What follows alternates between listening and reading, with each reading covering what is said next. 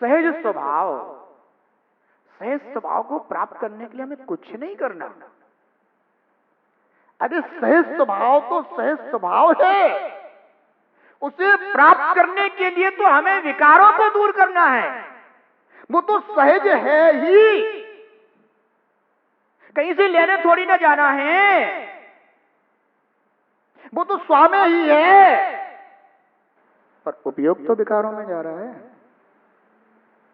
तो उपयोग को विकारों से हटाना है, और विकारों से हटाने के लिए जिनके कारण विकार हो रहे हैं उनको दूर करना है।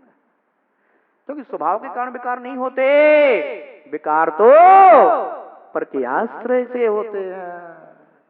पराश्रय जब तक रुचिकर है तब तक तुझे विकार रुचिकर है। क्या? पराश्रय जब तक तुझे रुचिकर है तब तक तुझे विकार रुचिकर है। जब तुझे स्वाश्रय रुचिकर होगा तो तुझे निर्विकार स्वभाव रुचिकर हो जाएगा। ध्यान रखना। इसलिए आचार्य भगवान कहते जिस तरह मन विषयों में रमण करता है उसी तरह यदि यह आत्मा को जानने में रमण करे, क्या करे? आत्मा को जानने में रमण करे। अच्छा एक बात बताओ, अखबार पढ़ने में कितना मन लगता है? उसी तरह यदि शास्त्र जी को पढ़ने में मन लगने लग जाए, इतनी सी तो बात कर रहे आचार्य भगवान, ठीक है ना? तो जितना तुझे अखबार रुचिकर लगता है, जितना समय तू अखबार को पढ़ने में देता है, वैसी ही रुचि से अगर तुझे शास्त्र स्वाध्याय करने में आनंद आने लग जाए तो आचार्य भगवान कहते हैं हे योगी जनों, योगी कहते हैं जीव शीघ्र ही निर्वाण पा जाए। निर्वाण दूर नहीं है, निर्वाण की ओर अपना उपयोग दूर है। निर्वाण से क्या है? अपना उपयोग दूर है, विषयों में अपना उपयोग लगा हुआ है। ना मोक्ष दूर है, ना सिद्धालय दूर है, ना सुख दूर है, कोई दूर नहीं है। ये तो सब अपने में भरे पड़े। अपन तो इनकी खदान है,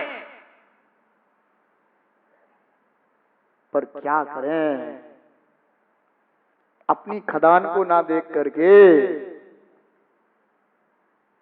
दूसरों को देखने में लगे हैं, इसलिए अपनी ओर दृष्टि नहीं है, और अपना ही जो वैभव है, जो अपनी खदान में भरा पड़ा है, अपन उससे दूर खड़े।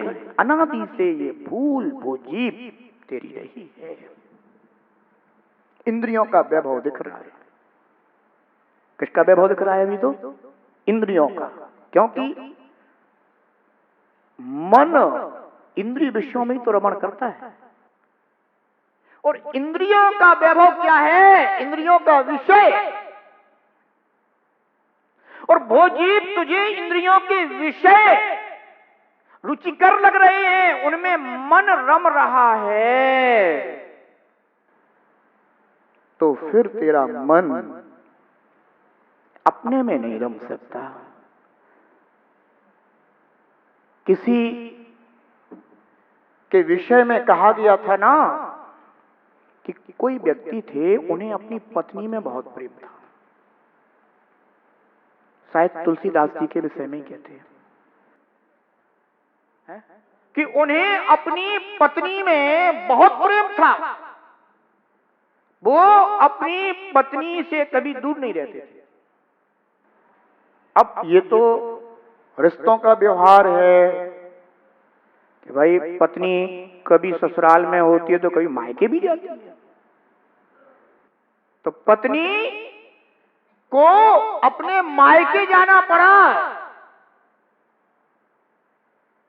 तो उनसे ना रहा गया, तो पीछे से वे भी पहुंच गए। रास्ते में नाना प्रकार की बाधाएं पार करते हुए सीधे मार्ग से तो नहीं जा पाए, तो पीछे के मार्ग से, पिछवाड़े से चढ़कर पत्नी के पास पहुंच गए, चुपचाप, कि कोई देख ना ले, ससुराल वाले ना देख ले हमारी, नहीं तो कहेंगे कि कैसे दमान जी हैं, कैसे कमर साहब हैं कि पीछे से चले आए।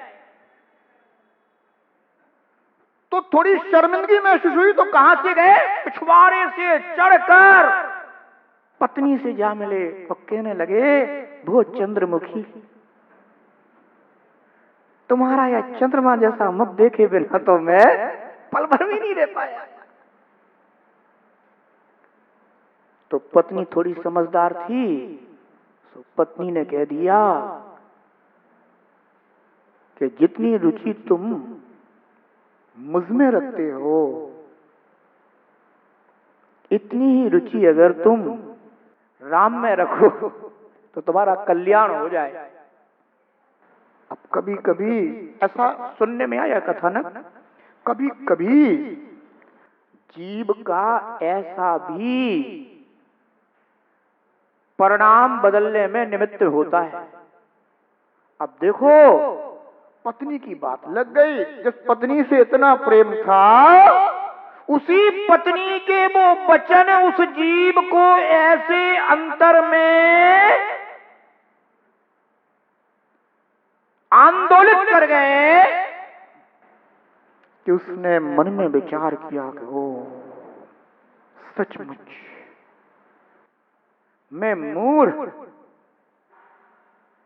पत्नी के राग में पड़ा हूं, अगर परमात्मा के राग में हो, परमात्मा की शरण को प्राप्त हो, तो अवश्य मेरा कल्याण होगा। और जीवन बदल गया। जो मन विषयों में रम रहा था ना, वो विषयों से हटकर परमात्मा में रम गया। बंधो, यहां पर आचार्य भगवान हमें यही संदेश दे रहे हैं, यही उपदेश दे रहे हैं कि भो जीव, जिस तरह मन विषयों में रमण करता है, विषयों की चाह करता है, विषयों की इच्छा करता है, क्या बिल्कुल वैसी इच्छा, वैसी चाह हमें परमात्मा की होती है, प्रभु की होती है, या प्रभु की वाणी की होती है? ध्यान रखना, अपने को ऐसा बनाओ, ऐसा बनाओ, ऐसा बनाओ कि जैसे पानी पिए बिना अपना काम नहीं चल सकता, उसी तरह जिनवाणी रसपान किए बिना भी अपना काम नहीं चल सकता। ये चिंतन अपना हो जाना चाहिए कि इसके बिना मेरा काम नहीं चलेगा। और अगर नहीं सुन पाए तो ये भीतर हो कि आज बहुत जोर से प्यास लगी है। ध्यान रखना, दिन भर में पानी कितने बार पी लेते हो? है? पर जिनवाणी तो निर्ग्रंथ मुनिराज के आहार की तरह है? जैसे निर्ग्रंथ मुनिराज 24 घंटे में एक बार आहार ग्रहण करते हैं, ऐसे भोजी तुम लोगों के लिए भी जिनवाणी का भोजन, जिनवाणी का आहार 24 घंटे में एक बार मिलता है, तो कितनी प्यास, कितनी भूख होनी चाहिए। ध्यान रखो, वो गहनता अपने अंदर आनी चाहिए। तो अवश्य मानना कि हित दूर नहीं है, हम अहित से बाहर नहीं निकल पा रहे हैं। क्या हित दूर नहीं है, हम अहित से बाहर नहीं निकल पा रहे हैं, बस इतनी सी बात है। पर जब ये भूख होगी, ये प्यास होगी, तो अहित से दूर निकलने में भी समय नहीं लगेगा। जिस तरह मन विषयों में रमण करता है, उसी तरह यदि वह आत्मा को जानने में रमण करे। किसको जानना? किसको जानना? जोर से बोलो। माताओं को आत्मा को जानना है। आत्मा माने अपने को। आत्मा को जानना यानी अपने को जानना। समझ गए ना? स्वयं को जानना, निज को जानना।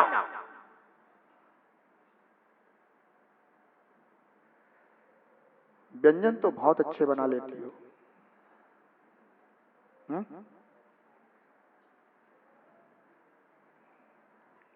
पर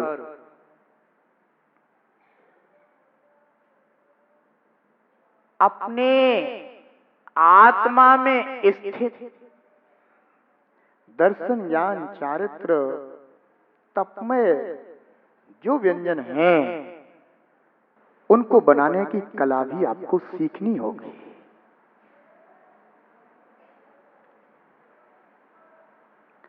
मैं तो प्रभु से यही प्रार्थना करता हूं कि हे भगवान, जिस चौके में जाऊं वहां केवल सम्यक दर्शन ज्ञान चारित्र के व्यंजन मुझे प्राप्त हों।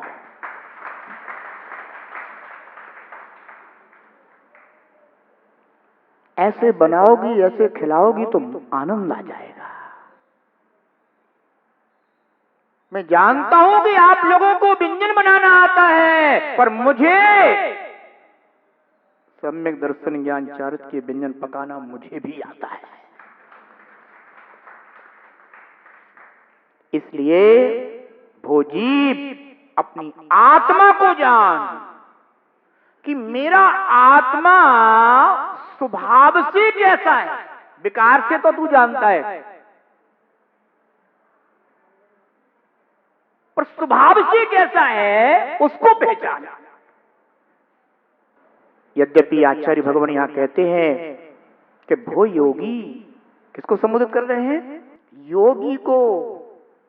हम योगी और तुम योगियों के उपासक हो कि नहीं? और क्यों हो वो योगियों के उपासक? क्योंकि हमें भी वैसा ही योग मार्ग प्राप्त करना है, इसलिए हम योगी के उपासक बनते हैं। ध्यान रखो, समय अपना हो गया।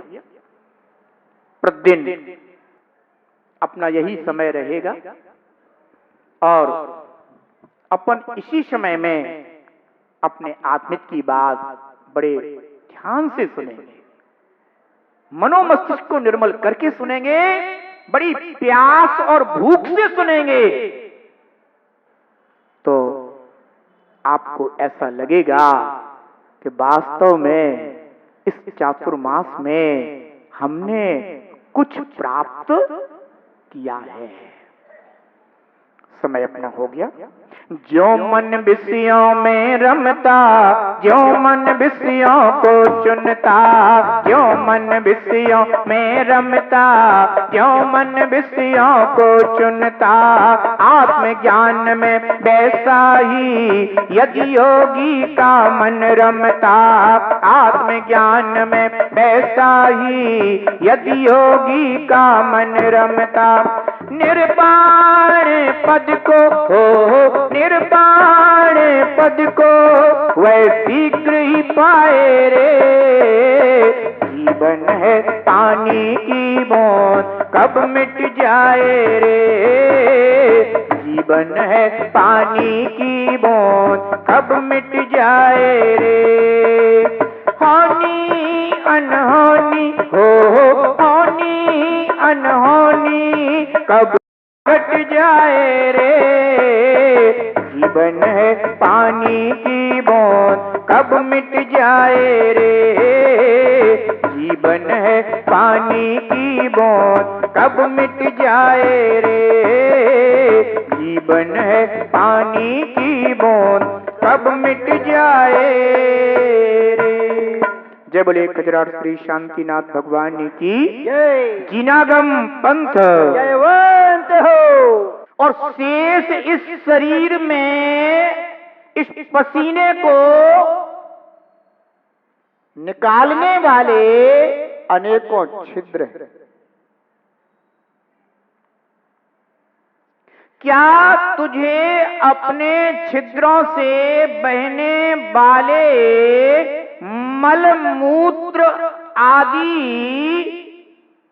पदार्थों का चिंतन नहीं आता, विचार नहीं आता?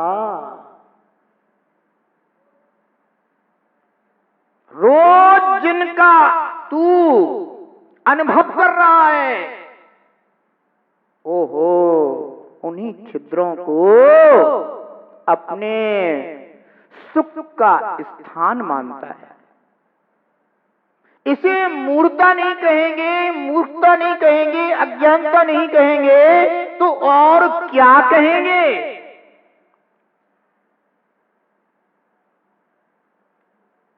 ध्यान रखना, शरीर मलमूत्र से भरा हुआ, नाना प्रकार के अन्य अन्य मलों का स्थान, ऐसा सुंदर चर्म से ढका हुआ है। चर्म की सुंदरता दिखाई देती है, पर शरीर का स्वभाव नहीं दिखाई देता। यह शरीर दुर्गंध का स्थान है। सब जानते हैं इस बात को। अगर नहीं जानते होते तो इस शरीर के ऊपर सुगंधित पदार्थों का लेपन नहीं करते, क्योंकि ये शरीर बदबू देता है, दुर्गंध देता है। आचार्य भगवान योगिंदु देव कहते हैं कि भोजीव, तू इस मनुष्य गति के नरकवास को समझ।